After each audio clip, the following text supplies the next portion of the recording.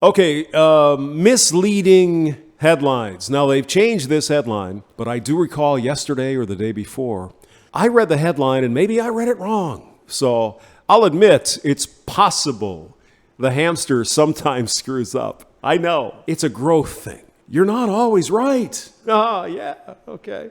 When feminists learn that, maybe the world will be a better place and we can sing Kumbaya. So here's the headline. Florida sex assault suspect is released after attorney claims he's high achieving. Brock freaking Turner, isn't it? No. They've since corrected the headline. Florida sex assault suspect is released without bond after attorney claims he's high achieving. Kind of reminds me, do you remember that ginger doctor in the UK, in England, where they have, fish and chips and shepherd's pie and Guinness? It's a great place.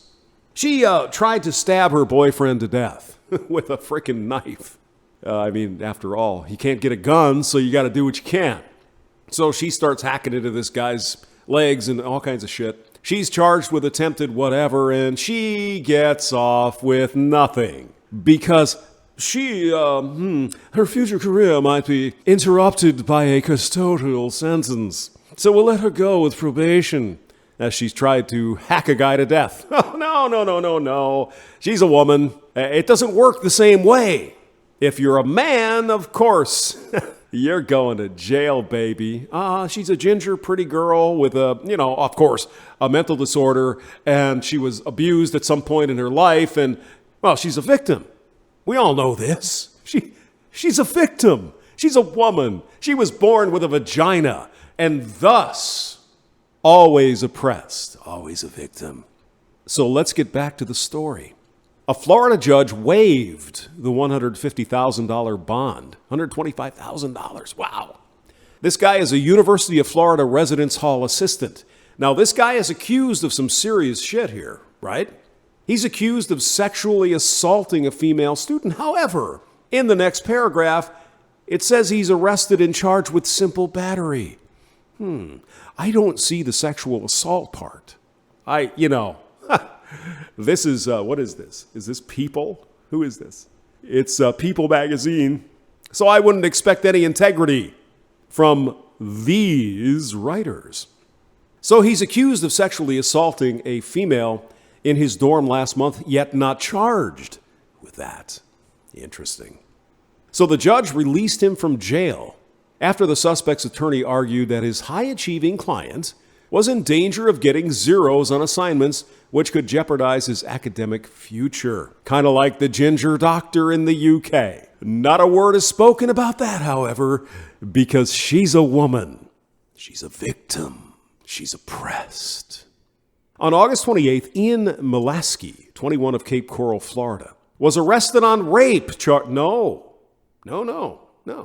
He was arrested and charged with simple battery and false imprisonment.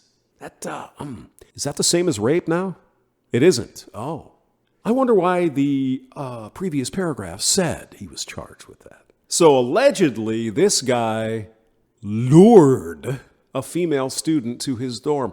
Excuse me, isn't luring sort of, like fishing? You throw the hook out, and then the fish has to bite the hook, or you don't get the fish. So if he suggested she come up to his room, wouldn't she have agency to make that decision for herself?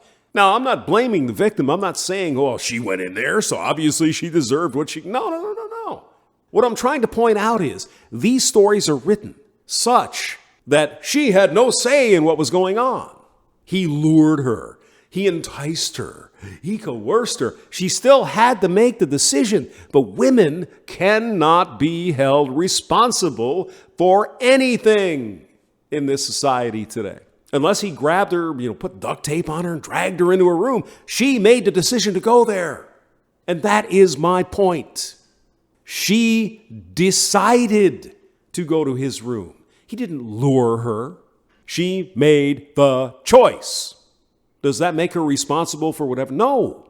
But for God freaking sake, can we at least assign some agency to women, for God's sake. Come on, man.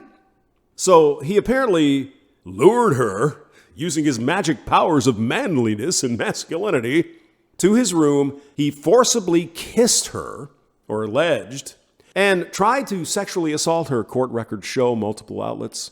The student, she did the right thing. She called the freaking police. It's about goddamn time. I'm going to call the Title IX office. No. When this shit happens to you, ladies, you call the freaking police. Not the campus cops, not the rape crisis center. You call the fucking police. That's the only way to get these men off the freaking street and into jail, where they belong once they're convicted, beyond a reasonable doubt. Once there, she claims, he tried to make out with her, the report says. When she said no, he allegedly yanked her wrist and said, "I want to sleep with you." Now, keep in mind, this is not an excuse, but this perv was drunk. Of course, that excuse works for the female, not for the man. Oh, she was drunk. She doesn't remember anything, but she agreed to the whole thing. Oh, yeah. Obviously, you raped her, right?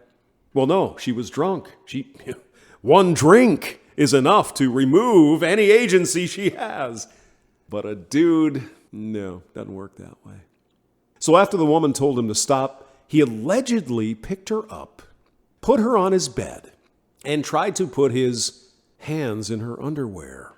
The victim freed herself and ran back to her room, asking her roommate and a friend to stay with her that night because, this creep is on the prowl, obviously. When she and others were sleeping, the victim said she heard a noise and woke up to see Molaski in the doorway, who then allegedly tried to climb into bed with her, the report says.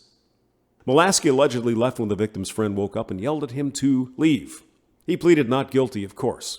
His attorneys, however, filed an emergency motion on August 30th asking the court to reduce the bond to allow him to leave jail, saying Molaski is a high-achieving student.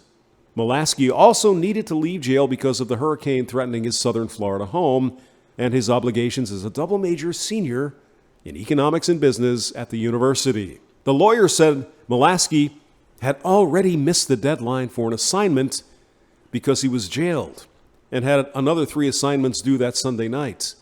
Quote, if he is not released prior to that due date, he will receive grades of 0 on all assignments and his academic future will be further jeopardized, the lawyers wrote in the motion.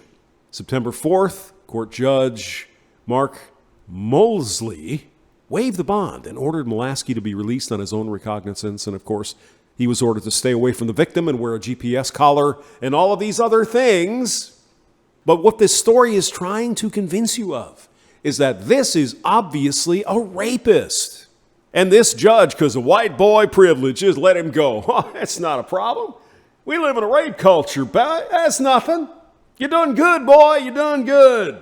Don't worry about it. We'll give you a slap on the wrist later. Couple things. He's accused of trying to rape this woman, yet he's only charged with simple battery. Do you see the disconnect? If this guy tried to rape her, he'd be charged with attempted rape. Wouldn't he? I wonder why he's only charged with simple battery. Anyone? Bueller? Because it probably didn't happen quite the way she is telling the story. In a he said, she said situation, and I've said this a million times, ladies, I don't want you to be assaulted. I want you to be safe. I want you to live your lives without ever having to deal with this bullshit. The problem is, if you get into a closed room with someone, there's no one else around. When you get to court, the jury is going to find a reasonable doubt. Because there's no proof, there's no evidence. It's your word against his. And that is a horrible situation to be in, especially if you have been victimized. There's no way to prove it. So it's better to not put yourself in that position. I'm not saying all men are rapists. I'm not saying all women are false accusers, but I'm saying, how do you know? How do you prove something happened or something didn't? I'll put the link below. James Maxwell, thank you for listening.